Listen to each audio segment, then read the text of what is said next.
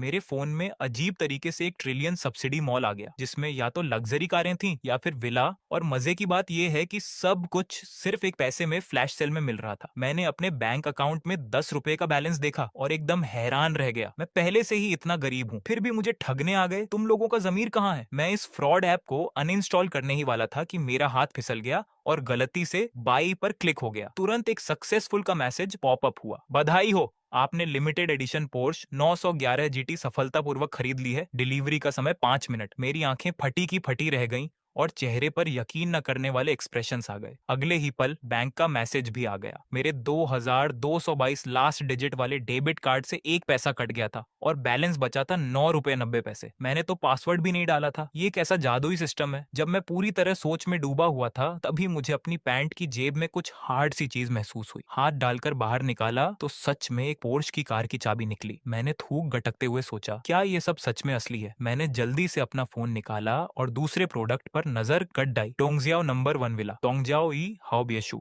उंगली से एक बार फिर क्लिक कर दिया। बधाई हो, आपने डोंगजियाओ नंबर 1 विला को सफलतापूर्वक फ्लैश सेल में खरीद लिया है। आज के सारे प्रोडक्ट्स बिक चुके हैं, कृपया अगले रिफ्रेश का इंतजार करें। ये नोटिस देखकर मुझे समझ आया कि इस मॉल के प्रोडक्ट्स को दिन में सिर्फ एक ही बार खरीदा जा सकता है। बस ये समझ नहीं आ रहा था कि विला को कैसे डिलीवर करेंगे। खैर छोड़ो, पहले अपनी पोर्च देखने चलते हैं। मैंने ऐप में लोकेशन चेक की तो पता चला कि कार सोसाइटी के पास वाले मॉल के पार्किंग लॉट में है। मैं तुरंत दौड़ पड़ा और सीधे मॉल की तरफ भागा। जैसे ही मैं पार्किंग में पहुंचा, देखा कि लोगों की भारी भीड़ किसी चीज को घेरकर बातें कर रही है। एक लैंड रोवर ने एक व्हाइट कलर की सुपरकार को पीछे से टक्कर मार दी थी और उस कार का मालिक पास में खड़ा था। डर के मारे उसका चेहरा सफेद पड़ चुका था। अब तो सब खत्म हो गया। मैं इस कार का हर्जाना कैसे भरूंगा? भीड़ में खड़े लोग कह रहे थे, आखिर एक पोर्श ही तो है, इसके लिए इतना नाटक करने की क्या जरूरत है? तभी पास में खड़े एक शख्स ने फोन पर इसकी कीमत चेक की और कांपती आवाज में बोला, यह कोई आम पोर्श नहीं है, ये 911 जीटीए की 98 मॉडल है। पूरी दुनिया में सिर्फ एक ही है, इंडिया। चीन में इसकी कीमत कम से कम 80 करोड़ 80 मिलियन है। पूरा मैदान पल भर में सन्नाटे में डूब गया और लैंड रोवर वाले के पैर कांपने लगे। मैं भीड़ के पीछे खड़ा था। मुझे कुछ अजीब लगा। वह कार तो मेरी ही थी। मैं आगे बढ़ा और कार को देखा। पीछे का हिस्सा बिल्कुल ठीक ठाक था, इसलिए मैंने शांति से कहा, हर्जाना देने की जरूरत नहीं है, तुम जा सकते हो, कार बिल्कुल ठीक है। मेरे इतना बोलते ही सबकी नजरें मुझ पर टिक गईं। किसी ने सीधे मेरा मजाक उड़ाते हुए कहा, तुम कौन हो भाई? यहाँ कार का मालिक बनने का नाटक क्यों कर रहे हो? ये कार 80 करोड़ की है, तुम भर पाओगे इसका हर्जाना? मैंने उनसे बहस करने में टाइम वेस्ट नहीं किया, सीधे चाबी निकाली और बटन दबा दिया। अगले ही पल कार के दरवाजे स्टाइल से ऊपर की तरफ खुल गए। पूरा माहौल एकदम शांत हो गया। जो लोग अभी बकवास कर रहे थे, उन सबके मुंह बंद हो गए। लैंड रोवर का मालिक कुछ सेकंड के लिए दंग रह गया, फिर तुरंत मेरे पास भागकर आया और पूछने लगा, भाई भाई सच में हर्जाना देने की जरूरत नहीं है? मैंने कार के पीछे के हिस्से पर नजर डाली, कोई स्क्रैच नहीं था। जाओ। वो इतना एक्साइटेड हो गया कि मानो मुझे झुककर प्रणाम ही कर देगा और जल्दी से अपनी कार लेकर चला गया। मैं कार में बैठ गया, स्टीयरिंग व्हील पकड़ा। मेरा दिमाग अभी भी ब्लैंक था। कल तक मैं एक ऐसा वर्कर था जो ठीक से रूम का रेंट भी नहीं दे पा रहा था, और आज मैं दुनिया की इकलौती 80 करोड़ की सुपरकार चला रहा हूँ। ये दुनिया कितनी अजीब है। मैंने देर नहीं की और सीधे कार को ड्राइव पर टेस्ट करने के लिए निकल गया। थोड़ी ही दूर गया था कि मेरा फोन बज उठा। हेलो, क्या मैं मिस्टर शियाओई से बात कर रहा हूँ? मैं डोंगजियाओ नंबर 1 के सेल्स डिपार्टमेंट से बोल रहा हूँ। आपके नाम पर विला नंबर 1 की रजिस्ट्री के पेपर्स तैयार हो चुके हैं। जब भी आप फ्री हो आकर ले जाइए। मैं 2 सेकंड के लिए चुप रहा और हंस पड़ा। इस सिस्टम ने सिर्फ चाबी नहीं दी, बल्कि सीधे पूरी ओनरशिप ही दे दी है। मैंने तुरंत कार घुमाई और सीधे सेल्स डिपार्टमेंट की तरफ निकल गया। लेकिन जैसे ही मैंने गेट के अंदर कदम रखा, एक फीमेल मैनेजर ने मुझे रोक लिया। उसने मुझे ऊपर से नीचे तक देखा और उसके चेहरे पर नफरत साफ दिख रही थी। आज कोई वीआईपी गेस्ट आने वाले हैं। अगर घर नहीं खरीदना है तो यहाँ आकर बकवास मत करो, तुरंत बाहर निकलो। मेरी भौहें सिकुड़ गईं। क्या तुम्हारे सेल्स डिपार्टमेंट का सर्विस का यही तरीका है? वह औरत हंसते हुए बोली, यहाँ का सबसे सस्ता घर भी अरबों का है। तुम जैसे लोग इसे देख भी सकते हैं या खरीद सकते हैं। टाइम वेस्ट मत करो, निकलो यहाँ से। मैंने उसे 2 सेकंड के लिए घूर कर देखा। बहस करने का कोई फायदा नहीं था। सीधे उसी नंबर पर फोन लगा दिया जो अभी आया था। मैं आ गया हूँ, लेकिन आपकी एक स्टाफ मुझे बाहर निकाल रही है। फोन के दूसरी तरफ वाला बंदा घबरा गया। मिस्टर शियाओ, प्लीज थोड़ा वेट कीजिए, हम अभी नीचे आ रहे हैं। आधे मिनट से भी कम समय में एक मैनेजर पूरी सेल्स टीम के साथ भागता हुआ नीचे आया। मुझे देखते ही उस मैनेजर ने 90 डिग्री झुककर प्रणाम किया। मिस्टर शियाओ,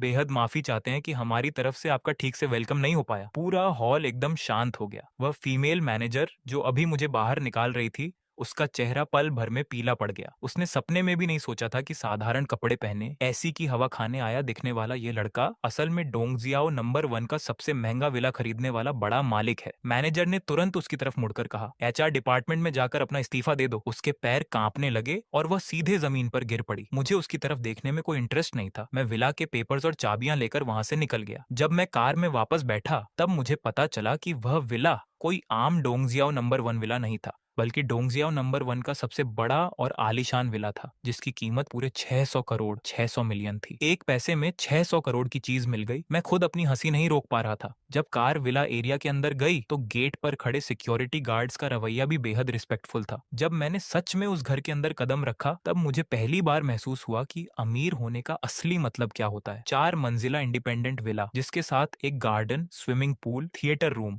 और एक कलेक्शन रूम भी था। ये सिर्फ आलीशान नहीं था, ये तो बिल्कुल नेक्स्ट लेवल था। पहले मुझे लगता था कि इस शहर में एक छोटा सा फ्लैट रेंट पर मिल जाए तो लाइफ सेट है, और अब मैं 600 करोड़ के विला के सोफे पर बैठकर अपने बैंक अकाउंट का 5,000 रुपए का बैलेंस देख रहा था। ये सब किसी सपने जैसा लग रहा था। 80 करोड़ की कार, 600 करोड़ का घर और मेरे अकाउंट में सिर्फ 5,000 रुपए बचे हैं। मुझे कैश का कोई जुगाड़ करना पड़ेगा। मेरे दिमाग में ये थॉट आते ही फोन का सिस्टम रिफ्रेश हो गया। नया प्रोडक्ट सिर्फ एक ही था, जुन्युए हुआटिंग का बिल्डिंग नंबर 1, जिसमें पूरे 120 फ्लैट्स थे और सब्सिडी प्राइस था सिर्फ 10 रुपए। मेरी आंखें फटी की फटी रह गईं। जुन्यू हुआटिंग, यह तो वही सोसाइटी है जहां मैं अभी रेंट पर रहता हूँ। एक फ्लैट की कीमत कम से कम 40 लाख 4 मिलियन है। पूरी बिल्डिंग के 120 फ्लैट्स की कीमत लगभग 500 करोड़ हो जाएगी। मैंने बिना किसी झिझक के तुरंत ऑर्डर प्लेस कर दिया। 15 मिनट बाद 2 बड़े पेपर बॉक्स मेरे सामने लिविंग रूम के फर्श पर आकर गिरे। मैंने बॉक्स को खोलकर देखा तो वो ऊपर तक रेड कलर की रजिस्ट्री बुक्स फैंग चानजंग से भरे हुए थे।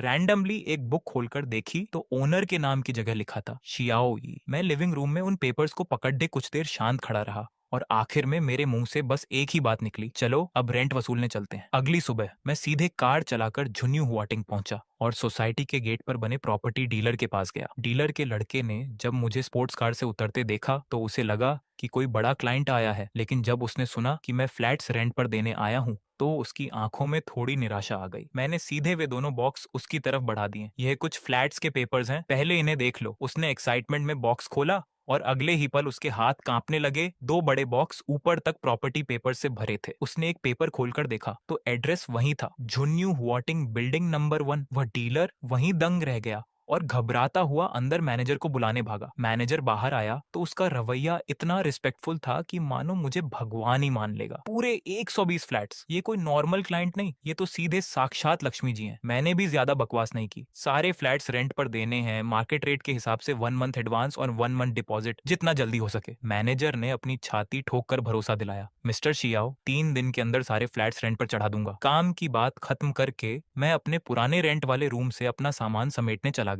लेकिन जैसे ही मैं गेट के पास पहुंचा मेरा मूड खराब हो गया। मेरा कंबल, कपड़े, सूटकेस सब कुछ बाहर गैलरी में फेंका हुआ था। अंदर मकान मालिक आंटी बड़े मजे से नए किराएदारों को घर दिखा रही थी। उसने मुझे देखा तो उसे जरा भी पछतावा नहीं हुआ, बल्कि वह हंसते हुए बोली, अच्छा हुआ जो तुम आ गए, तुम्हारा सारा कबाड़ मैंने बाहर फेंक दिया है, अपना सामान उठाओ और निकलो यहाँ से। मुझे ये घर तुम्हें रेंट पर नहीं देना। मैंने ठंडे दिमाग से उसकी तरफ देखा। हमारे एग्रीमेंट के खत्म होने में अभी भी 6 दिन बाकी हैं। तो क्या हुआ? मकान मालिक आंटी ने हाथ कमर पर रखकर बदतमीजी से कहा, मैंने एग्रीमेंट तोड़ दिया, तुम मेरा क्या बिगाड़ लोगे? यह सुनकर मैं सीधे मुस्कुरा दिया। क्या कोइंसिडेंस है। तभी डीलर का मैनेजर चेन भी मेरे पीछे पीछे वहां आ गया। मकान मालिक ने अपने जानकार को देखा तो पहले हैरान हुई, फिर मेरी तरफ इशारा करते हुए बोली, मैनेजर चेन, आप इस लड़के के चक्कर में मत पड़ना, ये तो एक गरीब किराएदार है। मैनेजर चेन का चेहरा तुरंत गुस्से से लाल हो गया। गरीब किराएदार? उसने सीधे उसकी तरफ उंगली उठाई। मैडम, क्या आपको पता भी है कि ये कौन है? झुन्यू हुआटिंग बिल्डिंग नंबर 1 के पूरे 120 फ्लैट्स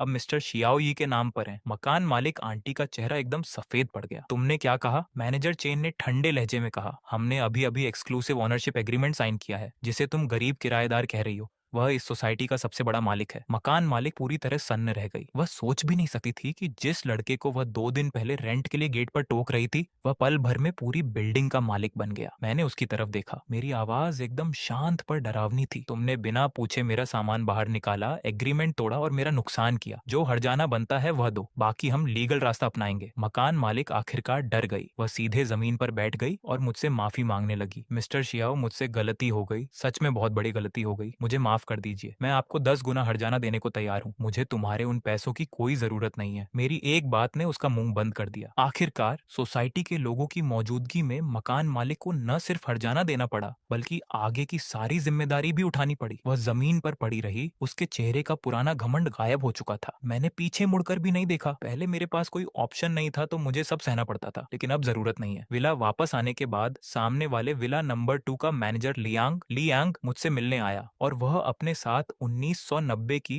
रोमाने कोंटी लुओमन नी कांगदी वाइन की एक बोतल लेकर आया था। मैंने फोन पर उसकी कीमत चेक की तो भाई साहब, वह 3 लाख से ज्यादा की एक बोतल थी। मुझे अचानक एहसास हुआ कि मैं अभी अभी अमीर हुआ हूँ, लेकिन आसपास के लोगों ने मुझे पहले से ही एक अमीर और बड़े खानदान का लड़का मान लिया है। पर सिर्फ मैं जानता हूँ कि कुछ दिन पहले तक मैं अगले महीने के रेंट के लिए परेशान होने वाला एक आम लड़का था, और आज मैं एक अरबपति बन चुका हूँ। इसी बीच मेरी पुरानी कंपनी के टीम लीडर का फोन आया। उसने बताया कि कंपनी बंद हो गई है और कल सब लोग मिलकर एक फेयरवेल पार्टी सैन होफैन कर रहे हैं। मैंने भी हाँ कह दिया। अगली सुबह सिस्टम अपने टाइम पर रिफ्रेश हुआ। रोजर ड्यूबिस लोजिए दूबी किंग सीरीज की डायमंड वॉच, सब्सिडी प्राइस सिर्फ 20 रुपए, और साथ में एक मल्टीप्लायर कंजम्पशन कैशबैक कार्ड बेशू शाओफे फैनचेन का, जिसका सब्सिडी प्राइस सिर्फ 9 रुपए था। मैंने उस घड़ी की ओरिजिनल कीमत देखी, 42 लाख 4.2 मिलियन। फिर मैंने उस कैशबैक कार्ड को देखा, मेरे चेहरे पर एक बड़ी सी मुस्कान आ गई। सिस्टम ने कल कार्ड दी, परसों विला दिया,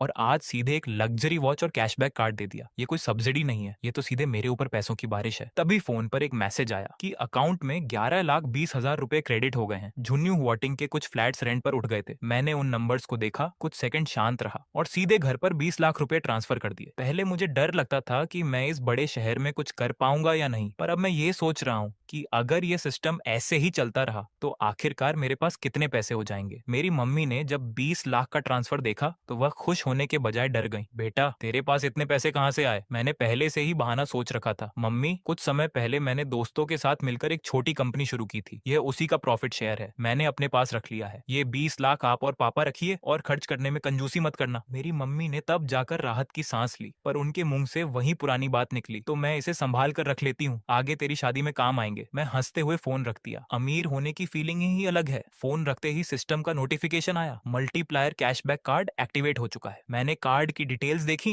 तो मेरी आंखें चमक उठी। इसे यूज करने पर अगली शॉपिंग पर 10 गुना तक कैशबैक मिल सकता था। मैंने अपने पुराने कपड़ों को देखा, बिना सोचे सीधे कार निकाली और बड़े शॉपिंग मॉल के हरमेंस एमाशी स्टोर में घुस गया। वहां के सेल्समैन ने मुझसे पूछा कि रेडीमेड कपड़े देखने हैं या कस्टमाइज्ड। मेरे पास वेट करने का टाइम नहीं था, मैं सीधे रेडीमेड सेक्शन में गया। मैंने इस सीजन के कुछ नए कपड़े सिलेक्ट किए ही थे कि पास से एक अजीब सी आवाज आई, क्या आजकल इस स्टोर का स्टैंडर्ड इतना गिर गया है कि ऐसे लोकल कपड़े पहनने वालों को भी अंदर आने देते हैं? बोलने वाला एक मोटी सोने की चेन पहनने वाला आदमी था, जिसके साथ एक लड़की खड़ी थी, और दोनों मजे ले रहे थे। कुछ लोगों को बस दिखावा करना पसंद है, खरीदने की औकात नहीं होती, पर छूकर खराब कर देते हैं। अगर गंदा हो गया तो पैसे दे पाओगे? मैंने उसकी तरफ देखा पर इग्नोर कर दिया। मैंने सेल्समैन से पूछा, क्या ये इस सीजन के बेस्ट कपड़े हैं? जी सर, टोटल 7 पीस हैं। ठीक है, ये सारे पैक कर दो। सेल्समैन हैरान रह गया। सर, इन सातों का टोटल बिल 8,10,000 रुपये है। तो फिर 2 जोड़ी जूते भी ऐड कर लो। मैंने पास रखे जूतों की तरफ इशारा किया। कपड़े लिए हैं तो जूते भी मैचिंग के होने चाहिए। पूरे स्टोर में सन्नाटा छा गया। उस चेन वाले आदमी ने हंसते हुए कहा, नाटक तो अच्छा कर लेते हो। प्राइस सुनते ही दिखावा शुरू कर दिया। मैंने पीछे मुड़कर नहीं देखा, सीधे अपना कार्ड बढ़ा दिया। स्वाइप कर लो। सेल्समैन मशीन लेकर आया। घबराहट में उसके हाथ कांप रहे थे। टोटल बिल 9,13,000 रुपए है। कार्ड स्वाइप हुआ, पासवर्ड डाला, बिल निकला और पेमेंट सक्सेसफुल हो गया। जैसे ही वह बिल बाहर आया, स्टोर का माहौल एकदम बदल गया। जो लोग मेरा मजाक उड़ाने का वेट कर रहे थे, उन सबके मुंह सिल गए। उस आदमी के चेहरे की हंसी गायब हो गई, और उसके साथ खड़ी लड़की भी चुप हो गई। 9 लाख से ज्यादा की शॉपिंग एक बार में करना ये कोई आम बात नहीं थी। इसका मतलब था कि उस बंदे को पैसों की कोई परवाह नहीं है। तभी मेरे फोन पर एक वाइब्रेशन हुई। बधाई हो, आपको 6 गुना कैशबैक मिला है। अगले ही पल बैंक का मैसेज आया, अकाउंट में 54,78,000 रुपए क्रेडिट कर दिए गए हैं। मैंने अपना बैंक बैलेंस देखा, मेरी हंसी रुक नहीं रही थी। 9 लाख खर्च किए और बदले में 54 लाख से ज्यादा कमा लिए। ये कार्ड सच में कमाल का है। अब मैं उस आदमी की तरफ मुड़ा। मेरी नजरें एकदम शांत थीं, पर वह घबरा गया। उसके माथे पर पसीना आने लगा। वह जबरदस्ती मुस्कुराते हुए मेरे पास आया। भाई, मैं तो बस मजाक कर रहा था, रहने दो। मैंने उसे बीच में ही रोक दिया। मैं तो एक गरीब आदमी हूँ, आपके जैसा बड़ा भाई बनने के लायक कहाँ। मेरी इस एक बात ने उसके मुंह पर तमाचा मार दिया। इसी बीच विला का मैनेजर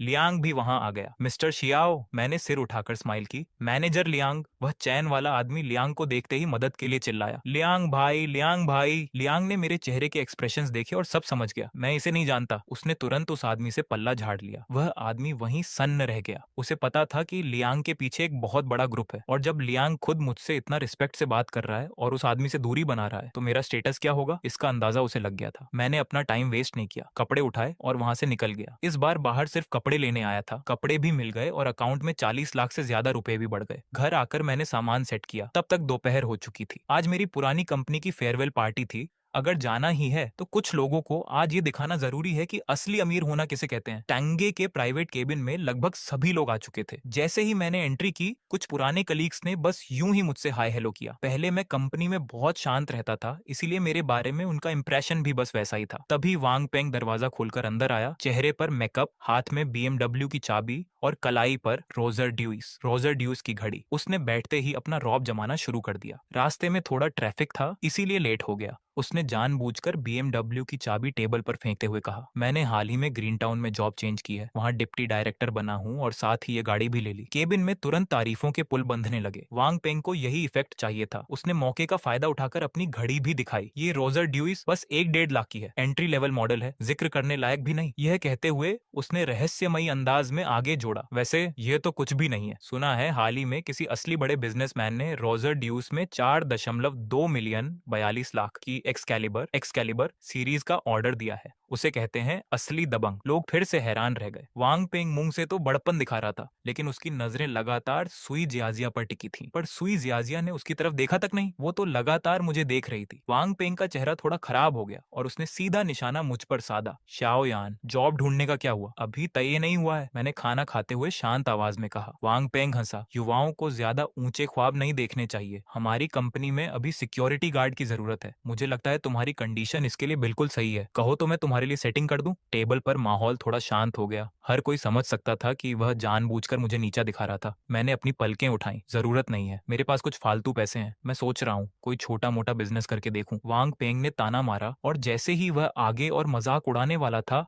अचानक उसकी नजर मेरे सूट पर पड़ी। अरे, ये अरमानी की कॉपी काफी अच्छी की है। ये हाई कॉपी कहाँ से खरीदी? उसके ये बोलते ही कई लोगों के चेहरे के एक्सप्रेशन अजीब हो गए। तभी तांग यारोन खुद को रोक नहीं पाई और खिलखिलाकर हंस पड़ी। तुम क्यों हंस रही हो? वांग पेंग ने भौहें सिकोड़ ली। तांग यारोंग ने सीधे मजे लेते हुए कहा, मैं तुम्हारी नासमझी पर हंस रही हूँ। श्याओ यान पोर्श से आए हैं और तुम कह रहे हो कि उन्होंने नकली कपड़े पहने हैं। पोर्श? वांग पेंग पहले तो चौंका, फिर तुरंत ठंडी हंसी हंसते हुए बोला, रेंट पर ली होगी, वो पोर्श अफोर्ड कर सकता है क्या? मैं अभी बोलने ही वाला था कि केबिन का दरवाजा पहले ही खुल गया। सूट बूट पहने एक आदमी हाथ में गिफ्ट बॉक्स लिए तेजी से अंदर आया। क्या मिस्टर शाओयान यहाँ है? वांग पेंग की आंखें चमक उठी और वह तुरंत खड़ा हो गया। स्टोर मैनेजर गुओ, आप यहाँ कैसे आए? आने वाला शख्स और कोई नहीं बल्कि रोजर ड्यूस का स्टोर मैनेजर गुओ रोंगकुन था। उसने वांग पेंग की तरफ देखा तक नहीं, सीधे उसके बगल से गुजरकर मेरे पास आया और दोनों हाथों से गिफ्ट बॉक्स आगे बढ़ा दिया। मिस्टर श्याओ, आपकी घड़ी आ गई है। केबिन में पल भर के लिए सन्नाटा छा गया। सबकी निगाहें मुझ पर टिक गईं। वांग पेंग के चेहरे की मुस्कान धीरे धीरे गायब हो गई। गुओ रोंगकुन ने आगे बात पूरी की। आपकी ऑर्डर की हुई एक्सकैलिबर सीरीज RDDBEX 0406, जिसकी कीमत 4.2 मिलियन है, कृपया इसे चेक कर लीजिए। 4.2 million, Excalibur series, mysterious rich man, ये तीनों कीवर्ड्स मुझसे मैच कर रहे थे। जो इंसान अभी उस घड़ी की तारीफों के पुल बांध रहा था, वो असल में उसी के सामने बैठा था। मैंने सबके सामने बॉक्स खोला और घड़ी अपनी कलाई पर पहन ली। हीरों से जड़ा हुआ डायल, रोज गोल्ड का केस। जैसे ही उस पर लाइट पड़ी, पूरा केबिन एकदम शांत हो गया। वांग पेंग ने अपनी उस 1-1.5 लाख वाली एंट्री लेवल घड़ी को देखा। उसे ऐसा लगा जैसे उसके चेहरे पर बार बार थप्पड़ मारे गए हों। इसी बीच सुई जियाजिया ने भी मौके पर चौंका मारते हुए कहा, वैसे श्याओ यान का ये अरमानी सूट असली है, टॉप लाइन का इस सीजन का मैन कलेक्शन है, कम से कम 1 लाख से शुरू होता है। रही बात पोर्श की, तो मैंने उसे नीचे देखा है, वो लिमिटेड एडिशन है। इस एक लाइन ने वांग पेंग को पूरी तरह तोड़ दिया। नकली सामान, रेंट की कार, सिक्योरिटी गार्ड, उसने अभी जो भी बातें बोली थीं, वो सब बूमरांग बनकर वापस उसी के चेहरे पर आ लगी। आखिर में उसने तबीयत खराब होने का बहाना बनाया, अपनी BMW की चाबी उठाई और दबे पांव वहां से भाग निकला। बाकी लोगों का रिएक्शन भी बहुत तेज था। जो 1 सेकंड पहले वांग पेंग के इर्द गिर्द घूम रहे थे, वो अगले ही सेकंड मुझसे ड्रिंक शेयर करने के लिए भागकर आ गए। मैंने उन चापलूस चेहरों को देखा और मन ही मन सोचा कि यह दुनिया कितनी प्रैक्टिकल है। जब आप गरीब होते हैं तो लोगों को लगता है कि आपका सांस लेना भी फालतू है, और जैसे ही आपके पास पैसा आ जाता है तो आपकी एक नॉर्मल सी बात में भी लोग गहरा मतलब ढूंढने लगते हैं। डिनर खत्म होने के बाद मैंने थोड़ी शराब पी ली थी, इसीलिए कार चलाना पॉसिबल नहीं था। मैं सोच ही रहा था कि कार को यहीं छोड़ दूं या क्या करूं, तभी सुई जियाजिया मेरे पास आई। मैं तुम्हें ड्रॉप कर देती हूँ। मैं मुस्कुराया तो फिर सुंदर सुई जियाजिया को तकलीफ देनी पड़ेगी। वह एक मासेराटी क्वाट्रोपोर्टे चला रही थी और फ्रंट सीट पर तांग यारोंग भी बैठी थी। मेरे कार में बैठते ही तांग यारोंग ने गॉसिप शुरू कर दी। तुम कहाँ रहते हो? Dongjiao number 1, Dongjiao number 1, villa number 1। Front seat पर बैठी दोनों महिलाएं एक पल के लिए रुक गईं। तांग यारोंग ने हैरान होकर कहा, क्या वो शंघाई का सबसे महंगा विला एरिया नहीं है? मैंने बैक सीट पर टेक लगाते हुए आराम से कहा, ठीक ठाक ही है, बस 600 मिलियन 60 करोड़ का है। इस बार तो सुई जियाजिया भी शांत हो गई। जब कार डोंगजियाओ नंबर 1 के अंदर विला नंबर 1 के सामने रुकी तो तांग यारोंग इतनी हैरान थी कि उसके मुंह से शब्द नहीं निकल रहे थे। तुम इसे बस कह रहे हो? उसे पहले लगा था कि मैं सिर्फ अमीर हूँ, लेकिन अब देखकर लग रहा था कि ये तो अमीरी की भी हद पार हो चुकी है। मैं उन दोनों को अंदर ले गया, थोड़ी देर बैठाया और 3 बाउल नूडल्स बनाए। सुई जियाजिया ने जब पहले मेरे मुंह से सुना था कि मैं तुम्हारे लिए नीचे नूडल्स बनाता हूँ, चीन में इसका डबल मीनिंग होता है, तो वह थोड़ा शर्मा गई थी। लेकिन जब उसने देखा कि ये सचमुच खाने वाले नूडल्स हैं तो उसके कान और भी लाल हो गए। तांग यारोंग विला में ऐसे घूम रही थी जैसे किसी एडवेंचर पर हो। Pool, movie room, book shelf, piano room, उसने कुछ भी नहीं छोड़ा। वह देखती जा रही थी और तारीफ करती जा रही थी। उसे पहले लगता था कि टीवी सीरियल्स के आलीशान घर सिर्फ एक्टिंग के लिए होते हैं। आज उसे पता चला कि रियल लाइफ में भी ऐसी जगह होती हैं। उनके जाने के बाद शाम हो चुकी थी। मैंने वर्कआउट किया और रात के 12 बजते ही सिस्टम फिर से रिफ्रेश हो गया। इस बार सिर्फ एक ही चीज आई थी, 3 जिन, लगभग 1.5 किलो, सेकेंड जनरेशन दा होंग पाओ, चाय पत्ती। सब्सिडी वाली कीमत सिर्फ 9.9 रुपए। मेरी आंखें एकदम से चमक उठी। मुझे इस चीज के बारे में अच्छे से पता था। मदर ट्री से चाय पत्ती तोड़ने पर बैन लगने के बाद सेकेंड जनरेशन द होंग पाओ टॉप की भी टॉप क्वालिटी मानी जाती है। यह ग्राम के हिसाब से बिकती है और एक ग्राम की कीमत हजारों में होती है। 3 जिन, यह चाय पत्ती नहीं, यह तो सीधे सीधे कैश था। मैंने बिना सोचे समझे तुरंत ऑर्डर प्लेस कर दिया। अगली सुबह जल्दी ही चाय पत्ती के 30 डिब्बे डिलीवर हो गए। मैंने अपने लिए एक डिब्बा रखा और एक घूंट छका। बस यही कह सकता हूँ कि महंगी चीज के महंगे होने की वजह होती है। फिर मैंने एक डिब्बा निकाला और सामने वाले विला नंबर 2 में ले गया। पिछली बार की वाइन अच्छी थी, मेरे पास अभी कुछ चाय पत्ती आई थी, सोचा आपको भी टेस्ट करा दूं। ली एंग पहले तो हंस रहा था, लेकिन जैसे ही उसने उस चाय पत्ती के डिब्बे को ध्यान से देखा, उसके हाथ कांपने लगे। सेकंड जनरेशन द होंग पाओ? हाँ, मैंने सिर हिलाया। कोई खास बड़ी चीज नहीं है। ली एंग तो जैसे मेरी बात सुनकर अवाक रह गया। यह वो चाय है जो मार्केट में 15,000 रुपए प्रति ग्राम तक बिकती है। एक डिब्बे में 50 ग्राम है, यानी यह एक डिब्बा ही 7,50,000, 7.5 लाख का है। उसने काफी देर तक चाय के डिब्बे को देखा और फिर बहुत सावधानी से पूछा, मिस्टर श्याओ, क्या आपके पास और भी है? थोड़ी और है, मैंने बिना किसी परवाह के कहा। पी नहीं पा रहा हूँ, सोच रहा हूँ इससे चाय वाले अंडे, टी एग्स, उबाल लूं। लियांग की पलकें तेजी से झपकी। सेकंड जनरेशन द होंग पाओ से अंडे उबालना, ये कोई शौक नहीं, ये तो सीधे सीधे बर्बादी है। लेकिन उसका ध्यान दूसरी बात पर था। अगर आप इसे बेचना चाहें तो मैं इसे कलेक्ट कर सकता हूँ। मैं इसी बात का इंतजार कर रहा था। आखिरकार हम दोनों बैठे और डील पक्की की। एक डिब्बा 7.5 लाख का, 10 डिब्बे टोटल 7.5 मिलियन 75 लाख के हुए। कॉन्ट्रैक्ट साइन करने से पहले मैंने जानबूझकर कहा, ओपनिंग डिस्काउंट समझो, 10 खरीदने पर एक फ्री। ली यांग पहले चौंका, फिर तुरंत समझ गया कि वो जो एक्स्ट्रा एक डिब्बा है वह मेरी तरफ से गिफ्ट रिलेशन बनाने के लिए था। यह अब सिर्फ पैसों की बात नहीं थी, ये बिहेवियर की बात थी। ली यांग के चेहरे की मुस्कान और भी गहरी हो गई। मिस्टर श्याओ, आपका यह एहसान मुझे याद रहेगा। मैं बस मुस्कुराया। पड़ोसियों के बीच इसमें क्या औपचारिकता। आधे मिनट बाद 7.5 मिलियन मेरे अकाउंट में आ गए। मैं अपने बैंक अकाउंट का बैलेंस देखकर खुद भी थोड़ा हैरान था। कल रिफंड से 5 मिलियन से ज्यादा कमाए और आज चाय बेचकर फिर से 7.5 मिलियन आ गए। सिर्फ 2 दिनों में मेरे कार्ड का बैलेंस 13 मिलियन 1.3 करोड़ तक पहुंच गया था। सबसे मजेदार बात यह थी कि उन 3 जिन चाय पत्ती के लिए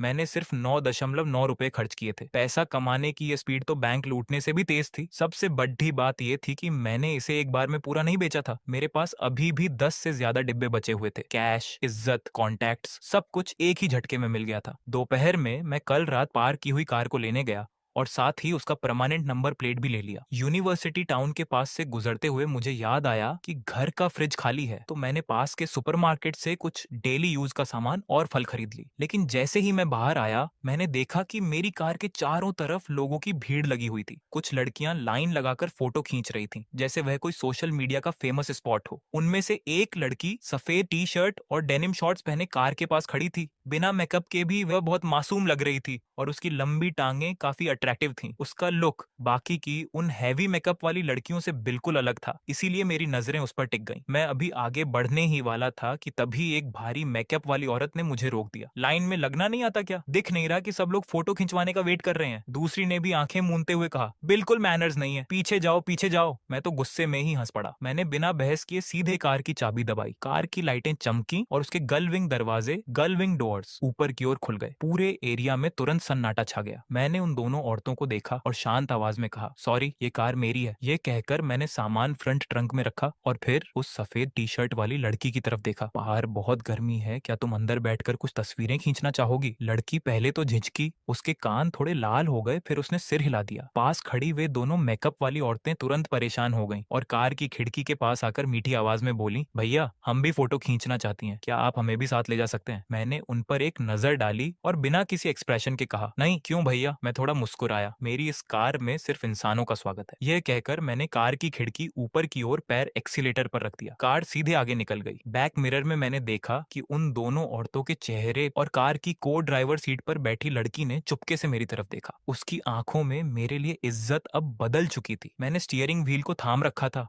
और मेरा मूड काफी बढ़िया था। पैसा आ गया, गाड़ी आ गई, घर भी मिल गया और अब तो लेडी लक, रोमांस भी खुद चलकर मेरे पास आ रहा था। लेकिन मेरा ध्यान इस बात पर ज्यादा था कि आज रात ठीक 12 बजे सिस्टम में कौन सी नई चीजें रिफ्रेश होने वाली हैं। झांग जियाई जब गाड़ी में बैठी तो वह थोड़ी नर्वस दिख रही थी। उसके पैर आपस में सटे हुए थे और उसकी उंगलियां लगातार सीट बेल्ट के किनारों को कुरेद रही थी। मैंने उसे देखा और मुस्कुराते हुए पूछा, तुम इतना नर्वस क्यों हो रही हो? ना, नहीं तो ऐसा कुछ नहीं है। उसकी आवाज बहुत कोमल और धीमी थी और उसके गाल थोड़े लाल हो रहे थे। मैंने उसकी बात को नहीं काटा और बस यूं ही पूछ लिया, मेरा नाम श्याओ यान है, पिछले साल ही ग्रेजुएशन पूरा हुआ है, और तुम? Zhang Jiayi, Shanghai theatre academy, Moxi, second year. इतना कहने के बाद उसने झिझकते हुए आगे जोड़ा, अभी जो कुछ भी हुआ उसके लिए सॉरी। अगर मेरी वजह से ऐसा नहीं होता तो वे दोनों लड़कियां तुम पर तंज नहीं कसती। ये सुनकर मुझे हंसी आने वाली थी। ये लड़की वाकई बातों में बहुत माहिर थी। उसने खुद को बेकसूर भी दिखा दिया और साथ ही हमारे बीच की दूरी भी कम कर ली। कोई बात नहीं, मैंने उसकी चाल को समझे बिना जताए कहा, तुम्हें तस्वीरें लेनी थी ना, ले लो। झांग जियाई ने तुरंत अपना फोन निकाला। उसने एक बहुत ही गजब का एंगल चुना। एक ही फोटो में उसकी लंबी टांगें, स्टीयरिंग व्हील पर लगा पोर्शे का लोगो और मेरी कलाई पर बंधी घड़ी, सब कुछ आ गया। मैंने एक नजर देखा और अपनी भौहें चढ़ाकर कहा, तुम लड़कियां फोटो खींचने में इतनी एक्सपर्ट होती हो क्या? झांग जियाई ने मुस्कुराते हुए कहा, अरे ऐसा कुछ नहीं है। ये कहते हुए उसने वो फोटो अपने वीचैट फ्रेंड्स सर्कल मोमेंट्स में पोस्ट कर दी। कुछ ही सेकंड में कमेंट सेक्शन में बाढ़ आ गई। कोई कार की तारीफ कर रहा था, कोई टांगों की, तो किसी ने मेरी कलाई पर बंधी घड़ी को पहचान लिया था। रोजर डुबिस कस्टम मॉडल, कीमत 4 मिलियन 40 लाख युआन से शुरू। मैंने नोटिस किया कि झांग जियाई का दिल ये देखकर जोर से धड़क उठा था। उसे पहले सिर्फ ये पता था कि मैं अमीर हूँ, लेकिन अब उसे एहसास हुआ कि मैं सिर्फ अमीर नहीं बल्कि हद से ज्यादा अमीर हूँ। भैया आप सचमुच बहुत बहुत अमीर हूँ। मैं मुस्कुराया, हाँ ठीक ठाक हूँ। गाड़ी यूनिवर्सिटी टाउन के पास चक्कर काट रही थी। खिड़की से बाहर कॉलेज की यंग और खूबसूरत लड़कियों की भीड़ को देखते हुए मैंने उसे चिढ़ाने के लिए कहा, थिएटर एकेडमी में तो वाकई बहुत सी खूबसूरत लड़कियां आई हैं। इससे पहले कि झांग जियाई कुछ बोल पाती, मैंने तुरंत बात पूरी की, लेकिन सबसे खूबसूरत तुम ही हो। यह सुनते ही उसके कान एकदम लाल हो गए। इस बार वह सच में शर्मा गई थी। दोपहर में मैं उसे खाना खिलाने के लिए एक नॉर्मल बुफे रेस्तरां में ले गया। झांग जियाई को शायद लगा होगा कि मैं उसे किसी मिशेलिन स्टार रेस्तरां में ले जाऊंगा, लेकिन मैं उसे सीधे एक साधारण से रेस्तरां में ले आया। मैंने उसके चेहरे पर थोड़ा अचरज देखा, लेकिन मैं खुद काफी कैजुअल था। महंगे रेस्तरां में रोज रोज खाना बोरिंग हो जाता है। वहाँ नियम कायदे बहुत होते हैं और खाना बहुत कम मिलता है। खाने के बाद घर जाकर फिर से इंस्टेंट नूडल्स बनाने पड़ते हैं। झांग जियाई ये सुनकर खिलखिलाकर हंस पड़ी और इस तरह लंच का माहौल एकदम रिलैक्स हो गया। लेकिन जैसे ही हम खाना खाकर बाहर निकले, मेरी मुलाकात एक पुराने जानने वाले से हो गई। वह कोई और नहीं बल्कि सन कियान था, जिसने पिछली बार अपनी लैंड रोवर से मेरी कार को टक्कर मारी थी। सच कहूं तो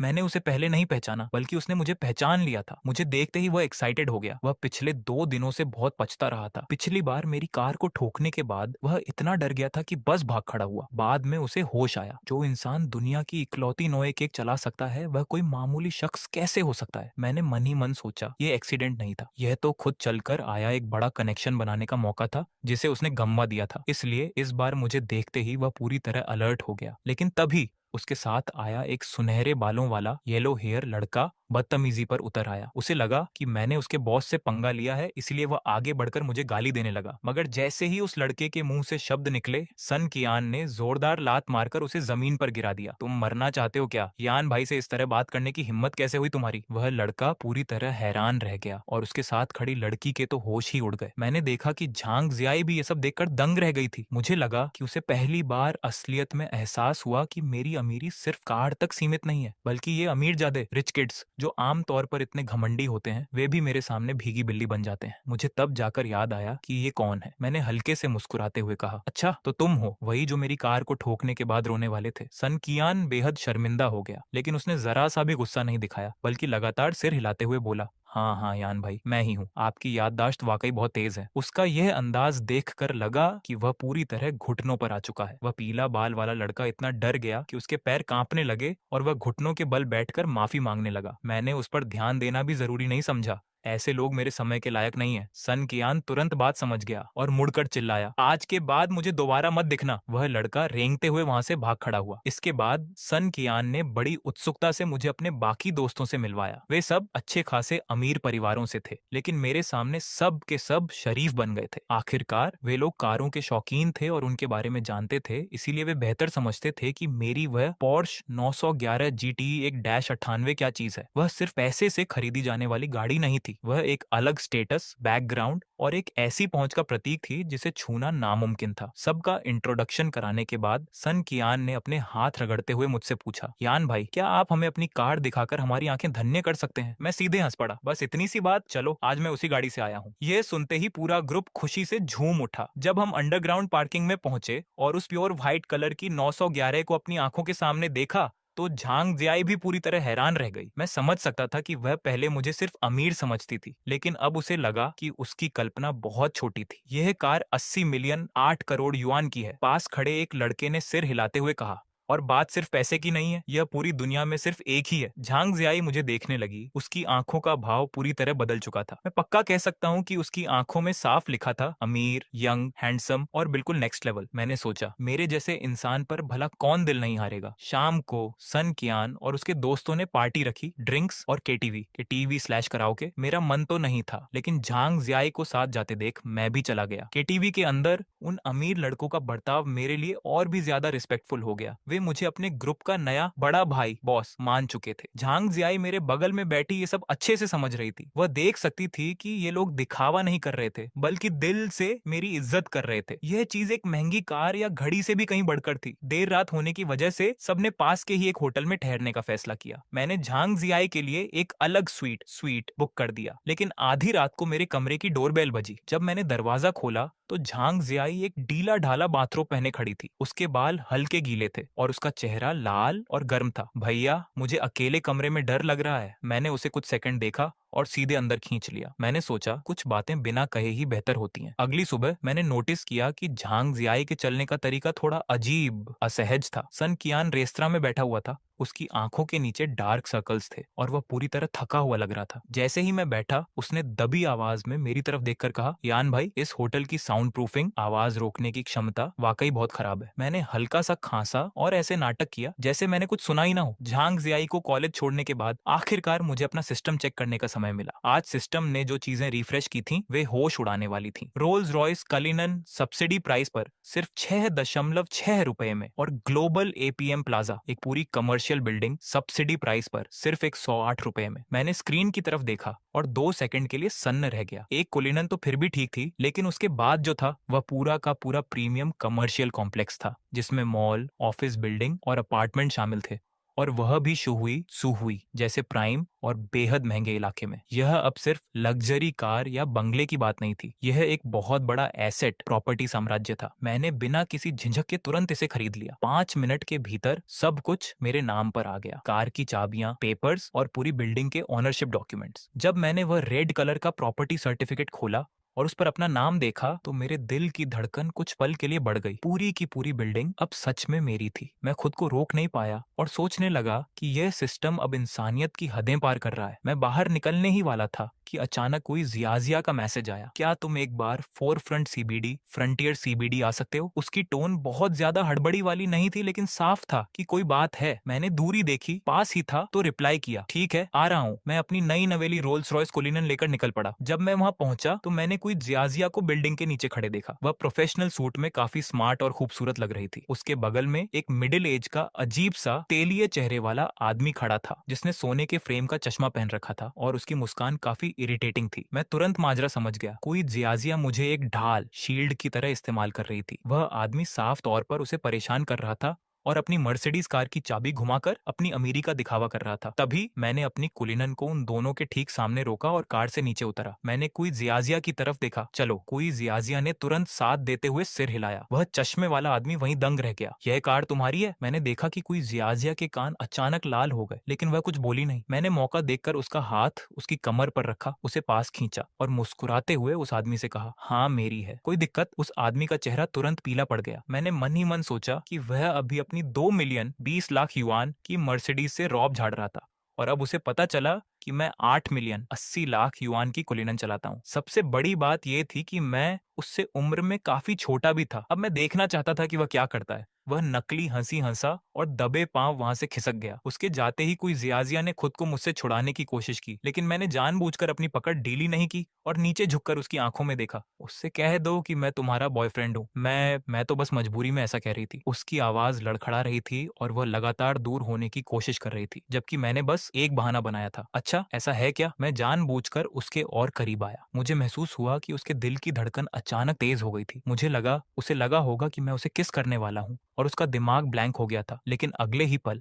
मैंने बस हाथ बढ़ाकर उसकी तरफ की सीट बेल्ट खींची और उसे लॉक कर दिया। गाड़ी में बैठते ही सीट बेल्ट लगाना मत भूलना। कोई जियाजिया के कान इस बार पूरी तरह लाल हो गए। मुझे लगा कि उसे जिंदगी में पहली बार एहसास हुआ होगा कि कोई इस तरह के छोटे से जेस्चर से भी उसे रिंझा, फ्लर्ट कर सकता है। दोपहर में मैं उसे local Shanghai food Ben bang cuisine खिलाने ले गया। लंच टेबल पर मुझे पता चला कि वह पिछले कुछ दिनों से जॉब इंटरव्यूज में बिजी है। तुम्हारी कंपनी अभी बंद हुई है तो कुछ दिन आराम करने का नहीं सोचा? कोई जियाजिया ने मुस्कुराते हुए कहा, मैं तुम्हारी तरह अमीर नहीं हूँ। अगर काम नहीं करूंगी तो दाने दाने को मोहताज हो जाऊंगी। मैंने उसे देखते हुए हंसकर कहा, कोई मामूली इंसान मसेराटी नहीं चलाता। उसने मेरी बात का कोई जवाब नहीं दिया, बस इतना कहा कि खाने के बाद उसे एक और इंटरव्यू के लिए जाना है। मैंने ज्यादा सवाल नहीं किए और सीधे उसे ड्रॉप करने चल दिया। लेकिन जब हम लोकेशन पर पहुंचे तो रोड साइन देखकर मुझे हंसी आ गई। अरे ये तो फिर से वही थिएटर एकेडमी मोक्सी का इलाका था। तो मैंने मौका देखकर झांग जियाई को एक मैसेज भेजा, बाहर आओ, मुझे मॉल घूमना है। गर्ल्स हॉस्टल में झांग जियाई ने जैसे ही मैसेज देखा वह लगभग बेड से उछल पड़ी।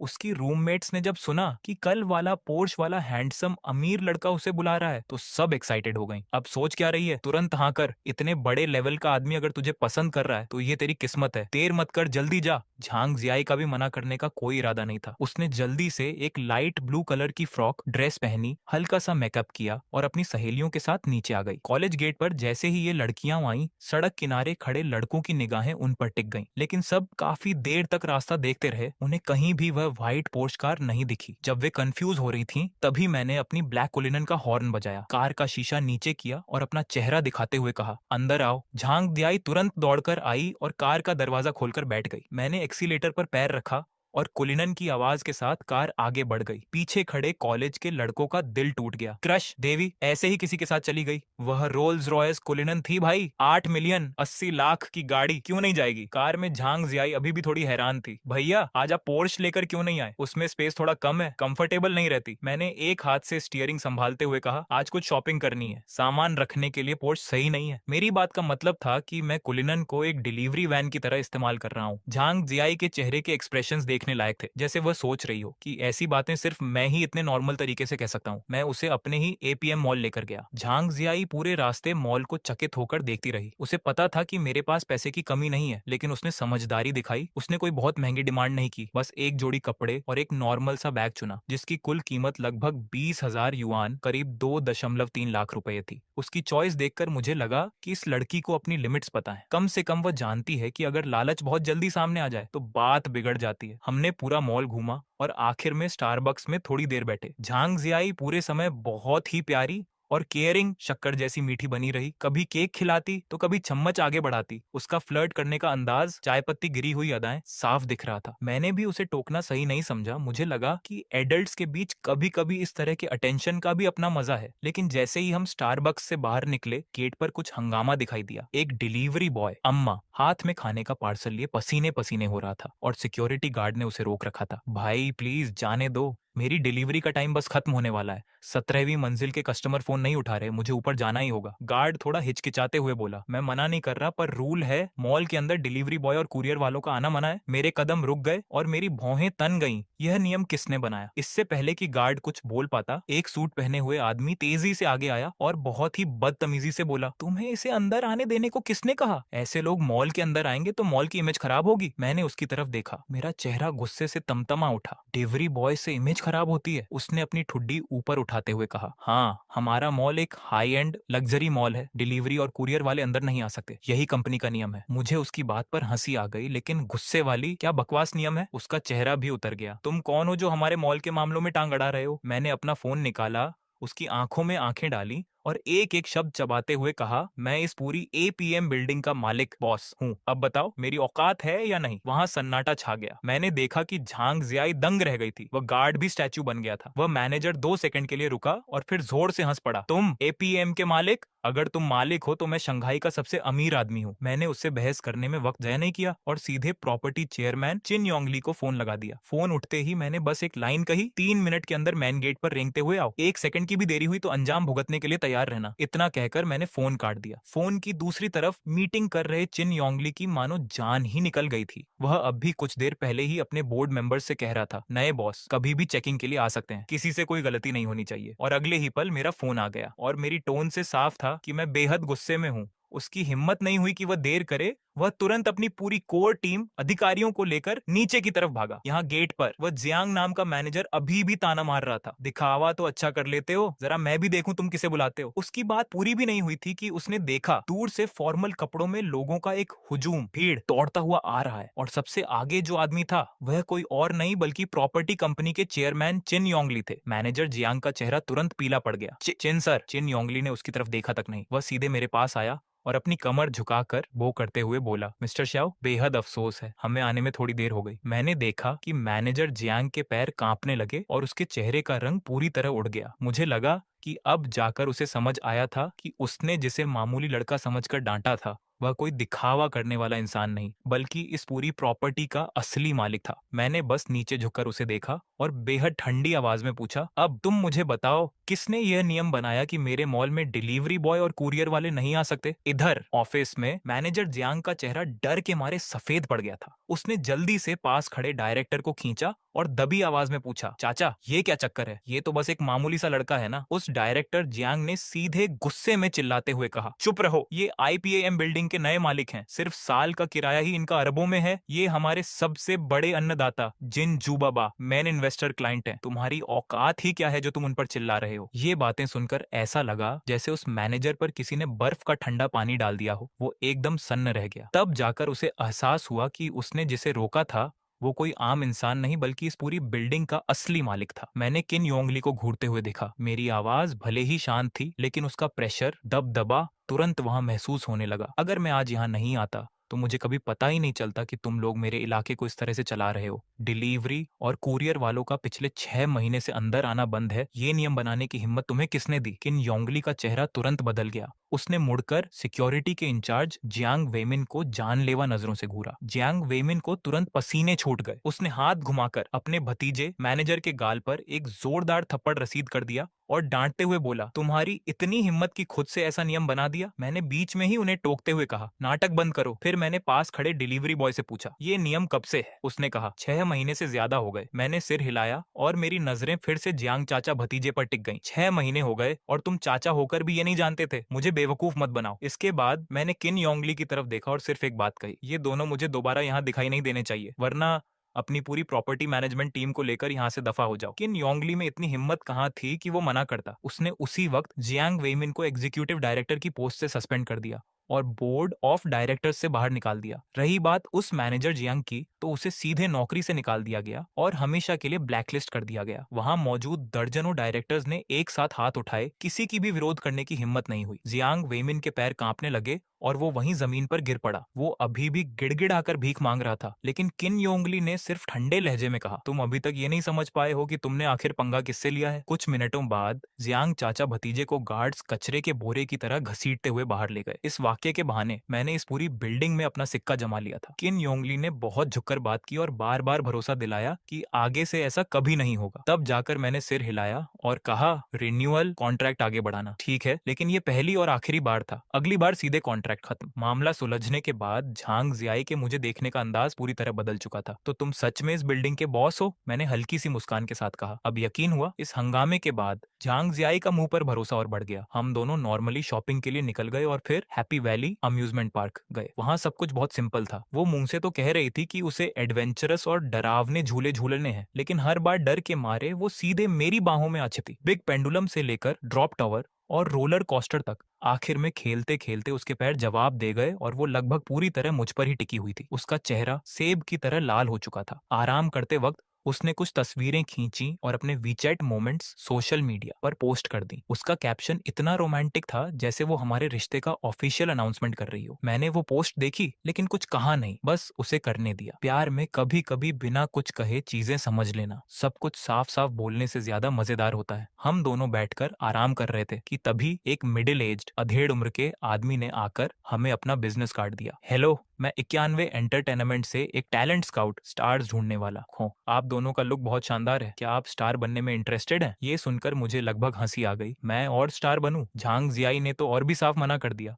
उसने सीधे सिर हिलाया और कहा कि कोई इंटरेस्ट नहीं है। मेरा भी उससे बात करने का मूड नहीं था, इसलिए मैं उसका हाथ पकड़कर पार्किंग की तरफ चल दिया। वो स्काउट फिर भी हार मानने को तैयार नहीं था। वो हमारे पीछे पीछे पार्किंग तक आ गया। वो बड़बड़ाता रहा कि कैसे 6 महीने में हम टॉप स्टार बन जाएंगे और साल के करोड़ों कमाएंगे। तभी मैंने अपनी कार की चाबी का बटन दबाया और थोड़ी दूरी पर खड़ी रोल्स रॉयस कलिनन की लाइटें चमकी। हम दोनों सीधे कार में बैठे और वहां से निकल गए। वो स्काउट वहीं का वहीं फ्रीज हो गया। हाथ में कार्ड पकड़े उसका चेहरा उस थप्पड़ खाए मैनेजर जियांग से भी ज्यादा खराब दिख रहा था। साल के करोड़ों कमाने की बात कर रहा था। मेरी ये कार ही लगभग 10 करोड़ 1 करोड़ आरएमबी की है। किसके पास तुम्हारे इन फालतू के कामों के लिए टाइम है? रात को झांग जियाई ने कहा कि इन दिनों उसे ड्रामा नाटक की रिहर्सल करनी है, इसलिए वो रात को बाहर नहीं रुक सकती। मैंने भी ज्यादा जिद नहीं की और उसे सीधे उसके कॉलेज छोड़ दिया। विदा होने से पहले उस लड़की ने खुद आगे बढ़कर मुझे किस किया। उसका ये इशारा समझने के लिए काफी था। घर लौटने पर मुझे पहली बार एहसास हुआ कि अकेले इतने बड़े विला में रहना सच में एक सिरदर्दी है। ये घर जरूरत से ज्यादा खाली था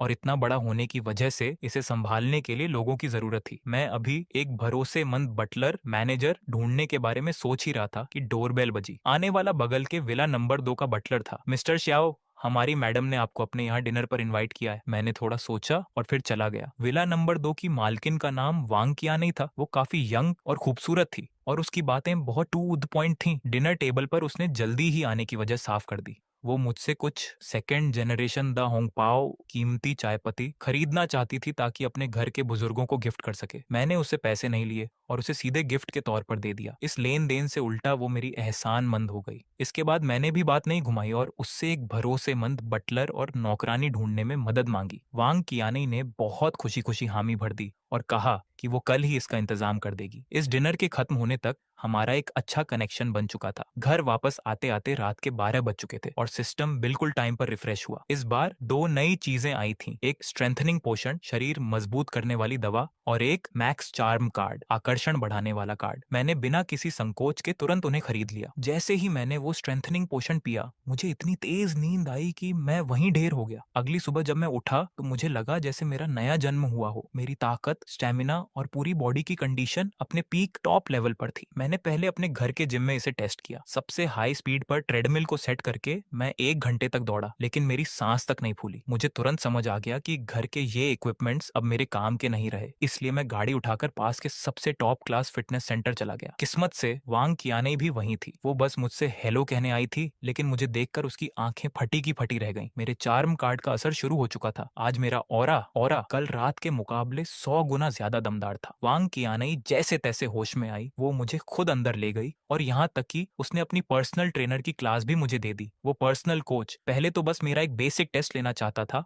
और उसने बेंच प्रेस से शुरुआत की, लेकिन जैसे ही ये शुरू हुआ माहौल पूरी तरह हाथ से बाहर निकल गया। 100 किलो बहुत आसान, 150 किलो फिर भी बहुत आसान, 180 किलो बिना किसी मेहनत के उठा लिया। अब उस कोच की हिम्मत और वजन बढ़ाने की नहीं हो रही थी, लेकिन मैंने बिल्कुल शांत रहकर सिर्फ 2 शब्द कहे, जारी रखो। आसपास के लोग जल्दी ही इकट्ठा हो गए, यहाँ तक कि जिम के स्टार ट्रेनर सोंग हेंग भी वहां आ पहुंचे। वजन लगातार बढ़ता गया, 200, 260, 300, 315 किलो। सब लोग दंग रह गए थे। वांग कियाने ने धीरे से उस कोच से पूछा, क्या ये रिकॉर्ड बहुत ज्यादा है? कोच ने अपना थूक निकला और बोला, बिना किसी सपोर्ट के बेंच प्रेस का वर्ल्ड रिकॉर्ड ही 337 किलो का है। अगर इसने और बढ़ाया तो ये वर्ल्ड रिकॉर्ड को छू लेगा। अगले ही पल मैंने फिर से शांत आवाज में कहा, और बढ़ाओ, 320, 330, 337, 338 किलो। पूरा जिम सन्न रह गया। वर्ल्ड रिकॉर्ड मेरी वजह से टूट चुका था, लेकिन मैं रुका नहीं। आखिर में मैंने वजन को 343 किलो पर जाकर रोका। पूरे जिम में 1 सेकंड के लिए सन्नाटा छा गया और फिर सब पागल हो गए। वो लोग शायद सोच रहे होंगे कि एक दिखने में नॉर्मल सा लड़का एक आम जिम में आकर वर्ल्ड रिकॉर्ड को सीधे 6 किलो से कैसे तोड़ सकता है। सोंग हेंग तो पूरी तरह मेरा फैन हो चुका था। उसने मुझे उसी वक्त एक ब्लैक गोल्ड मेंबरशिप कार्ड दिया और कहा कि अब से मेरे लिए यहाँ सब कुछ लाइफ टाइम फ्री है। वांग कियानई मेरे पास ही खड़ी थी। उसके चेहरे के एक्सप्रेशंस देखने लायक थे। मुझे लगा कि कल तक वो सोच रही होगी कि मेरा बस एक मजबूत बैकग्राउंड है, लेकिन आज उसे समझ आया कि मैं खुद उस बैकग्राउंड से ज्यादा खतरनाक चीज हूँ। इस घटना का वीडियो बहुत जल्द इंटरनेट पर अपलोड हो गया और देखते ही देखते रातों रात वायरल होकर वीबो के टॉप ट्रेंड्स में आ गया। इंटरनेट पर कुछ लोग कह रहे थे कि ये फेक नकली है, तो कुछ मुझे आसमान पर चढ़ा रहे थे। बात तब रुकी जब एशिया के बेंच प्रेस चैंपियन कियान जियाक्वान ने खुद वीबो पर पोस्ट करके मुझे ऑथेंटिकेट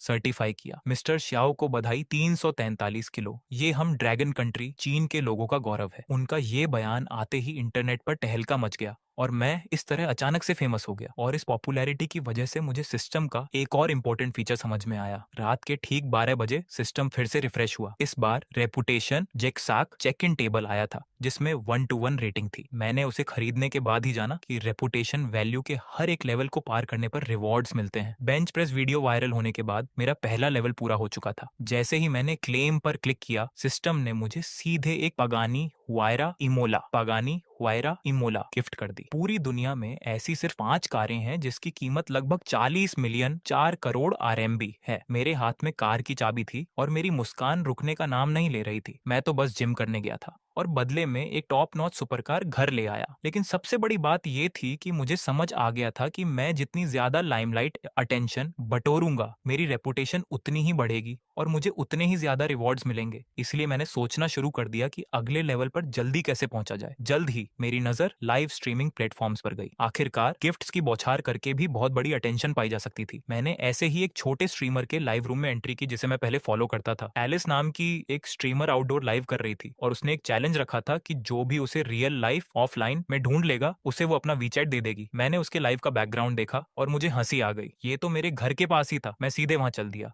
और 10 मिनट से भी कम समय में मैंने उसे ढूंढ निकाला। मिलने के बाद जो पहली बात मैंने एलिस से कही, उसने उसे पूरी तरह ब्लैंक कर दिया। मैंने कहा, मुझे लगा था कि तुम बहुत ज्यादा ब्यूटी फिल्टर यूज करती हो और मैं ये देखने आया था कि कहीं तुम असलियत में क्याओ बियो, एक बूढ़ी स्ट्रीमर जो फिल्टर लगाकर जवान दिखती थी, तो नहीं हो। पर तुम तो लाइव जैसी ही दिखती हो। एलिस गुस्से में अपने दांत पीसने लगी, लेकिन उसने चुपचाप मुझे अपना वीचैट दे दिया। मेरे घर लौटने के थोड़ी देर बाद ही उसने किसी दूसरे स्ट्रीमर के साथ पीके लाइव मुकाबला शुरू कर दिया। वहां सामने वाले स्ट्रीमर का एक बड़ा सपोर्टर दागे उसे बुरी तरह हरा रहा था। मैंने सीधे 1 लाख कॉइन्स का रिचार्ज किया और back to back 5 super rockets मार दिए। गेम पल भर में पलट गया। पूरा लाइव चैट बॉक्स हिल गया और एलिस भी हैरान रह गई। तब जाकर उसे समझ आया कि जिसे उसने ऑफलाइन रिजेक्ट किया था वो कोई आम व्यूअर नहीं बल्कि एक असली गॉड फादर बड़ा भाई दागे था। मैंने चैट में बस एक लाइन लिखी, मैंने कहा था ना आज रात तुम्हें नंबर 1 बनाकर रहूंगा। दूसरा राउंड शुरू हुआ और मैंने फिर से 5 सुपर रॉकेट से शुरुआत की। जब विरोधी होस्ट के बड़े भाई ने यह माहौल देखा तो उन्होंने सीधे तौर पर हार मान ली। उसके बाद मैं लगातार जीता गया और लाइव रूम की लोकप्रियता तेजी से बढ़ने लगी। मेरी प्रतिष्ठा भी आसमान छूने लगी और मैं दूसरे लेवल से बस एक कदम दूर था। सबसे महत्वपूर्ण बात यह थी कि एलिस भी मेरी ताकत को पूरी तरह समझ चुकी थी। उसने खुद आगे बढ़कर मुझे अपना पता भेजा। जब वह लाइव स्ट्रीमिंग कर रही थी तब तक मैं अपनी नई पगानी लेकर उसके घर के नीचे पहुंच चुका था। उसने दरवाजा खोला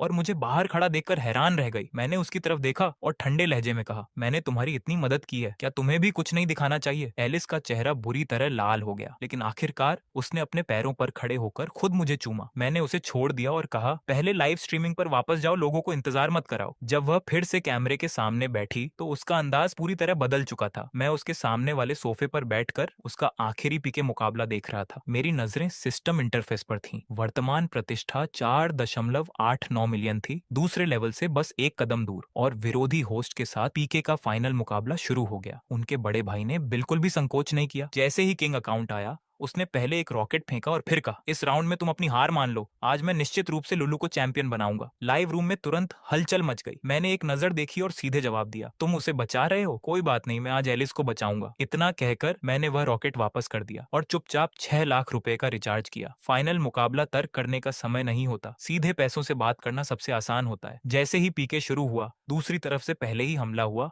और एक के बाद एक कई सुपर रॉकेट आए। ब्लड बार सीधे एलिस के सिर तक पहुंच गया। लाइव रूम में हर तरफ मजाक उड़ाया जा रहा था। व्हाइट अकाउंट क्या कर रहा है? क्या तुमने ये नहीं कहा था कि तुम चैंपियन बनाओगे? जल्दी करो, ऐसा तो नहीं कि सिर्फ टाइप करना ही आता है। मैंने उस पर ध्यान भी नहीं दिया और सीधे नोबल इंटरफेस खोला। अगले ही पल पूरा प्लेटफॉर्म हिल गया। बधाई हो, वॉच चाओ ने Alice is not a rabbit के लाइव रूम में सुपर एम्परर का लेवल हासिल कर लिया है। एक संदेश अभी खत्म भी नहीं हुआ था कि दूसरा, तीसरा, चौथा और पांचवा संदेश लगातार आने लगा। 5 लगातार एम्परर। पूरा प्लेटफॉर्म एक सेकंड के लिए शांत हो गया। सिर्फ ओपनिंग फीस के रूप में 1 मिनट से भी कम समय में 6 लाख रुपए से अधिक खर्च कर दिए गए। पूरा लाइव रूम हैरान था। लुल्लू के लाइव रूम में जो लोग अभी मजाक उड़ा रहे थे, वे सब अचानक शांत हो गए। हर कोई जानता है कि किंग और एम्परर एक समान नहीं होते, और जो एक ही बार में 5 बार एम्परर बन जाए, वह सिर्फ अमीर नहीं है, बल्कि वह पैसों को कुछ समझता ही नहीं है। मैंने अपना काम पूरा करने के बाद विरोधी टीम को एक संदेश देना नहीं भूला, जारी रखो, बस ये 2 शब्द। इसने विरोधी टीम का मुंह पूरी तरह बंद कर दिया। लुल्लू की तरफ के बड़े भाई ने तुरंत प्राइवेट मैसेज में अपनी हार स्वीकार कर ली। लुल्लू भी सिर्फ मजबूरी में मुस्कुराते हुए बोली, इस राउंड में हम अपनी हार मानते हैं, चैंपियन हमारे हाथ में था। एलिस जीत के इंटरफेस को देखकर हैरान रह गई। वह एक ऐसी छोटी होस्ट थी जो लगभग लाइव स्ट्रीमिंग छोड़ने वाली थी। एक दिन पहले वह अगले महीने के किराए की चिंता कर रही थी, और आज उसे सीधे फाइनल का चैंपियन बना दिया गया था, और वह भी सबसे शानदार तरीके से। उसने पहली बार महसूस किया कि उसके साथ जो व्यक्ति है वह कोई आम बड़ा भाई नहीं है, बल्कि वह उसकी किस्मत बदलने वाला इंसान है। लाइव स्ट्रीम बंद होते ही कमरा बिल्कुल शांत हो गया। मैंने उसकी तरफ देखा। नंबर 1 बनने का एहसास कैसा है? एलिस ने अपने होंठ चबाते हुए सिर हिलाया। बहुत अच्छा, मैं मुस्कुराया। बात मानो,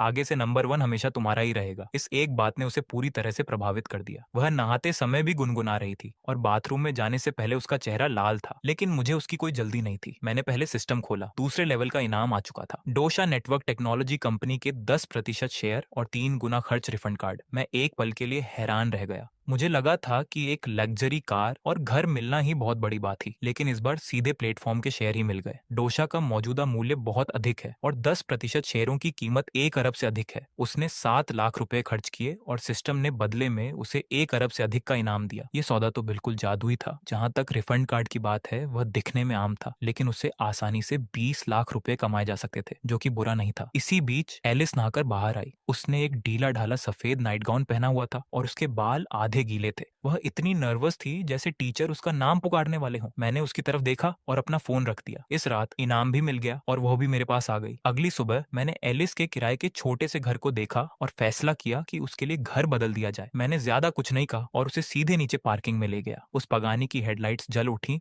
और उसके दरवाजे धीरे धीरे ऊपर की ओर खुलने लगे। एलिस वहीं खड़ी रह गई और उसकी आंखें फटी की फटी रह गईं। कल तक उसे सिर्फ इतना पता था कि यह कार करोड़ों की है, लेकिन आज जब वह इसके अंदर बैठी तो वह एहसास बिल्कुल अलग था। इस तरह की कार को सिर्फ आने जाने का साधन नहीं कहा जा सकता, यह सीधे तौर पर एक दूसरी दुनिया का टिकट थी। मैंने यूं ही उसकी कीमत बताई, लगभग 40 लाख रुपए। ये बात मैंने इतनी आसानी से कही जैसे किसी सब्जी का दाम बता रहा हूँ। एलिस ये सुनकर इतनी असहज हो गई कि उसके बैठने का अंदाज भी बदल गया। हम पहले खाना खाने के लिए इमारत में गए। उसने रास्ते में ही अपनी लाइव स्ट्रीमिंग चालू कर दी थी। कल रात मेरे लगातार एम्परर बनने के कारण वह पहले ही एक लोकप्रिय होस्ट बन चुकी थी। आज जैसे ही लाइव स्ट्रीम शुरू हुई, कमरा तुरंत लोगों से भर गया। उसने फोन के कैमरे की तरफ देखकर मुस्कुराया। आज मैं अपने परिवार के लोगों को कुछ नया दिखाने जा रही हूँ। दर्शकों को कमेंट करने का मौका भी नहीं मिला कि उसने कैमरा सीधे मेरी पगानी की तरफ घुमा दिया। लाइव रूम में तुरंत हंगामा मच गया। शुरुआत में कुछ लोग कह रहे थे कि ये कार नकली है, लेकिन जल्द ही पार्किंग में एक और सफेद पगानी आकर रुकी। कार चलाने वाला कोई और नहीं बल्कि सन कियान था। सन कियान कार से उतरा ही था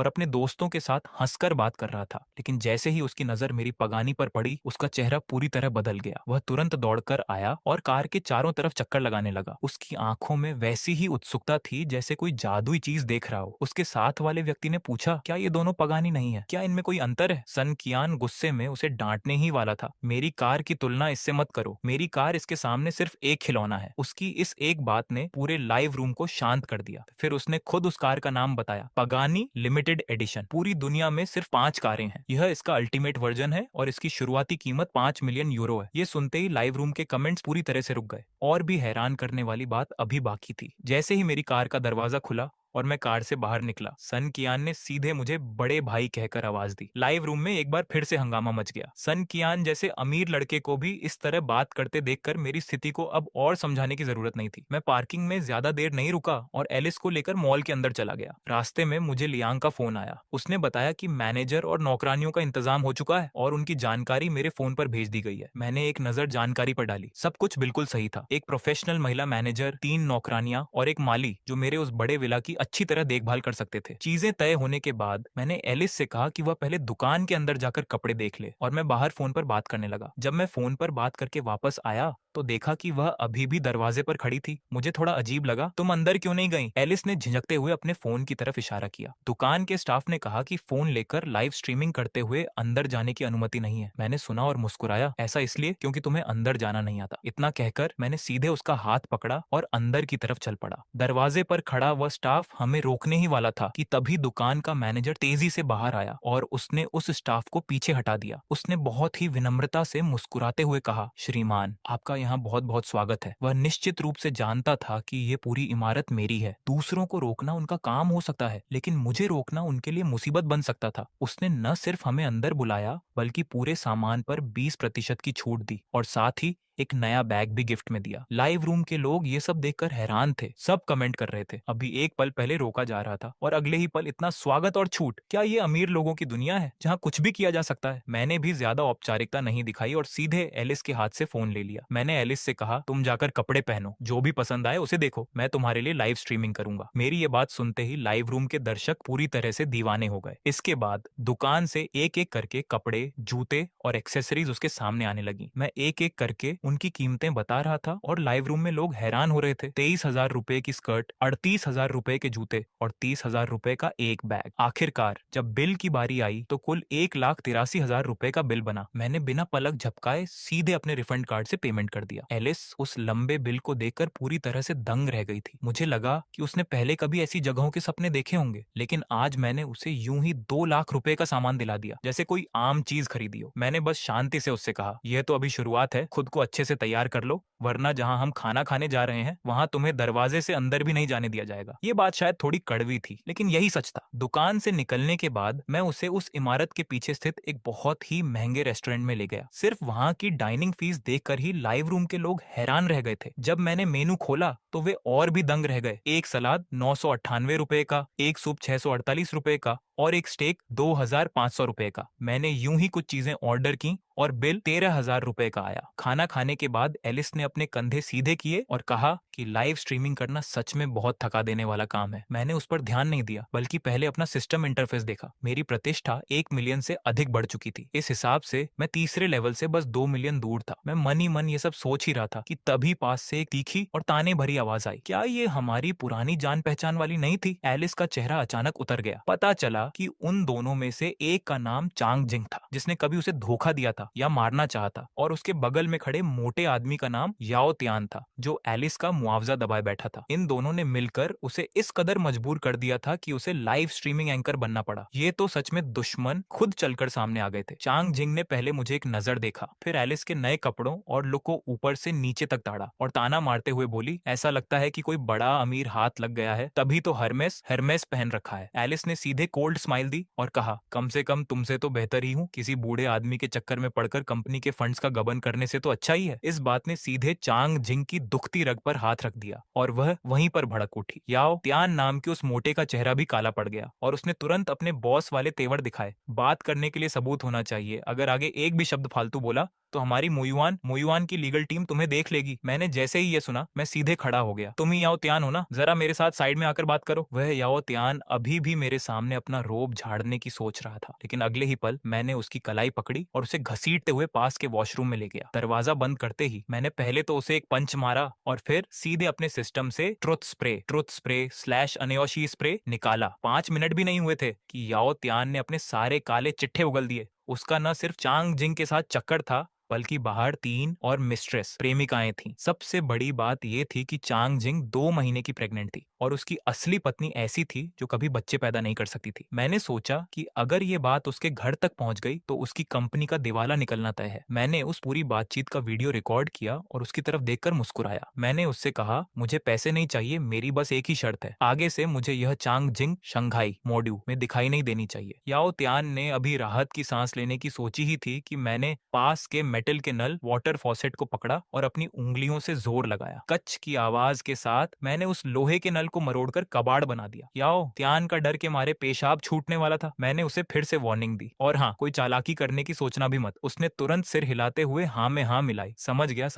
जब मैं वापस डाइनिंग टेबल पर आया तो चांग जिंग अभी भी वहां हवा में उड़ रही थी। तुम्हारा वह आदमी हमारे डायरेक्टर याओ से मिलने के बाद भीगी बिल्ली बनकर ही लौटेगा ना। उसकी बात पूरी भी नहीं हुई थी कि तभी लौटे याओ त्यान ने आगे बढ़कर उसके चेहरे पर एक जोरदार थप्पड़ जड़ दिया। अपना मुंह बंद रखो। ये देखकर एलिस भी दंग रह गई। याओ त्यान ने चांग जिंग को पूरी तरह इग्नोर किया और तेजी से एलिस के पास आकर गिड़गिड़ाते हुए माफी मांगने लगा। उसने कहा कि मुआवजा तुरंत ट्रांसफर किया जा रहा है और यह भी गारंटी दी कि वह आज रात को ही चांग जिंग को यहाँ से हमेशा के लिए भेज देगा। चांग जिंग ये सुनते ही जमीन पर बैठ गई। वह चिल्लाने ही वाली थी कि मेरे पेट में आपका बच्चा है, लेकिन याओ त्यान की एक और दहाड़ ने उसे चुप करा दिया। मुझे लगता है कि उसे अब जाकर समझ आया था कि आज वह किसी मामूली पत्थर से नहीं, बल्कि सीधे एक टाइम बम से टकरा गई है। मैं आराम से अपनी जगह बैठकर स्टेक काट रहा था और मैंने बस इतनी सी टिप्पणी की, काम ठीक से हैंडल किया है। याओ त्यान को मेरी ये बात किसी माफीनामे की तरह लगी और वह तुरंत वहां से दफा हो गया। 1 मिनट भी नहीं बीता था कि एलिस का फोन बजा। 30 लाख 3 मिलियन सीधे अकाउंट में क्रेडिट हो चुके थे। वह अपने फोन के ट्रांसफर पेज को देखती रही। काफी देर तक उसके मुंह से शब्द नहीं निकले। यह तो बहुत ज्यादा है। मुझे इसमें कोई हैरानी नहीं हुई। रख लो, अगर तुम इसे नहीं रखोगी तो वह आज रात सो नहीं पाएगा। जल्द ही उस रेस्टोरेंट का मैनेजर भी हमारे पास आया। उसका रवैया पहले से कहीं ज्यादा रिस्पेक्टफुल था। उसने सबसे पहले रेस्टोरेंट का एक ब्लैक गोल्ड कार्ड दिया और कहा कि ग्लोबल स्टोर्स पर लाइफ टाइम 80% का डिस्काउंट 20% पे करना होगा, मिलेगा और कोई रिजर्वेशन की जरूरत नहीं होगी। इसके बाद उसने एक वाइन बॉक्स खोला जिसमें एक पूरी ब्लैक शैंपेन की बोतल थी। ये शिपव्रेक 1907 साइलेंट वेसल है जिसकी मार्केट वैल्यू 20 लाख 2 मिलियन से ज्यादा है। मिस्टर याओ ने ये खास आपके लिए भिजवाई है। रेस्टोरेंट के बाकी कस्टमर्स ये देखकर दंग रह गए। भला यह कैसा लंच था? पहले 30 लाख का मुआवजा मिला, फिर 20 लाख की वाइन मिली और साथ में ब्लैक कार्ड भी। ये खाना खाना नहीं था। ऐसा लग रहा था जैसे किसी भगवान को भोग लगाया जा रहा हो। मैंने बस उस वाइन की तरफ एक नजर देखा। मेरे दिमाग में कुछ और ही चल रहा था। मैंने एलिस को इशारा किया कि वाइन रख ले। खाना खत्म होने के बाद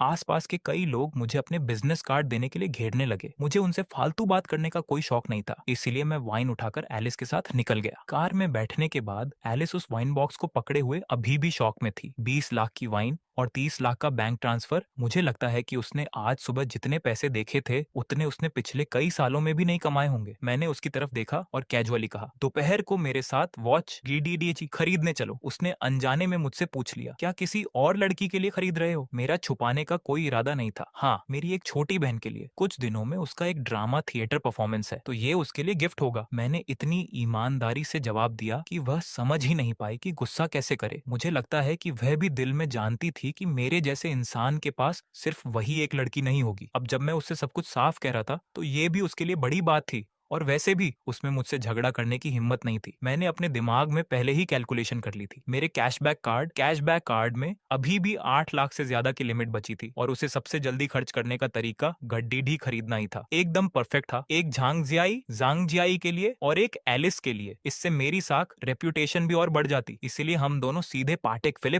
फिलिपे ग्रीन गार्डन रोड वाले स्टोर की तरफ निकल पड़े। रास्ते में एलिस ने फिर से अपनी लाइव स्ट्रीम चालू कर ली। कल रात के हाइप और दोयू डेऊ शाह के ऑफिशियल रिकमेंडेशन की वजह से लाइव आते ही उसका ऐप के ओपनिंग स्क्रीन पर पॉपअप आ गया और व्यूज रॉकेट की तरह बढ़ने लगे। उसने एक्साइटेड होकर मुझसे कहा, मैं ओपनिंग स्क्रीन रिकमेंडेशन पर आ गई हूँ। मैं बस मुस्कुराया। डाओयू के शेयर होल्डर्स सच में बहुत फास्ट हैं। उन्होंने मेरे साथ वाली लड़की को रिसोर्सेज देना शुरू भी कर दिया। जैसे ही हम पाटेक फिलिप पहुंचे, वहां के स्टाफ ने मेरी इमोला कार देखते ही बेहद सम्मान के साथ हमारा स्वागत किया और मेरी कार को सीधे आंगन कोर्ट यार्ड में पार्क करवाया। जैसे ही हम दोनों ने स्टोर में कदम रखा, लाइव स्ट्रीम चैट बॉक्स में तहलका मच गया। आज लाइव स्ट्रीम में पाटेक फिलिप की शॉपिंग होगी। एलिस की इस एक लाइन ने लाइव व्यूअर्स की संख्या को आसमान पर पहुंचा दिया। जैसे ही अटेंडेंट हमें अटेंड करने आया, मैंने सीधे कहा, पहले मेंस वॉचेस दिखाओ, मुझे कुछ पीस सिलेक्ट करने हैं। लाइव स्ट्रीम की चैट एकदम से थम गई। लोग पाटेक फिलिप में एक घड्डी देखने आते हैं और मैं यहाँ कुछ पीस सिलेक्ट करने आया था। और ठीक इसी समय स्टोर में किसी ने मुझे पहचान लिया। वह ली यांग था। मिस्टर चाओ, क्या इत्तेफाक है। मैंने देखा कि उसके बगल में पाटेक फिलिप का स्टोर मैनेजर छेन योंगकांग खड़ा था। ली यांग ने जैसे ही कहा कि डोंगजियाओ नंबर 1, डोंगजियाओ नंबर 1 का विला किंग इन्होंने ही खरीदा है, मैनेजर कियान योंगकांग की आंखें चमक उठी। वह तुरंत खुद आगे आया और बोला, मिस्टर श्याओ, आप बिल्कुल सही समय पर आए हैं। कल ही हमारे पास एक नई वॉच आई है, आपको वह जरूर पसंद आएगी। यह कहते हुए वह मुझे सीधे स्टोर के बीच में बने एक इंडिपेंडेंट डिस्प्ले काउंटर पर ले गया। बुलेट प्रूफ ग्लास के अंदर एक पाटेक फिलिप घड़ी शांति से रखी थी, जिसका ऑरा देखते ही बनता था। साफ पता चल रहा था कि यह शो स्टॉपर है। कियान योंगकांग ने मुस्कुराते हुए इंट्रोड्यूस किया, Patek Philippe grand complication series 5270/1R-001। मेरी नजर भी उसी घड़ी पर टिक गई। मैं मन ही मन सोच रहा था कि क्या यह घड़ी मेरी रेप्यूटेशन के तीसरे स्टेज को एक बार में पूरा भरने के लिए काफी होगी। स्टोर मैनेजर ने कीमत बताई, 16.5 लाख, 1.65 मिलियन। मेरे चेहरे का एक्सप्रेशन तक नहीं बदला। मैंने सीधे अपना कार्ड स्वाइप कर दिया। वह एक्शन इतना स्मूथ और क्विक था जैसे कोई कन्वीनियंस स्टोर से पानी की बोतल खरीद रहा हो।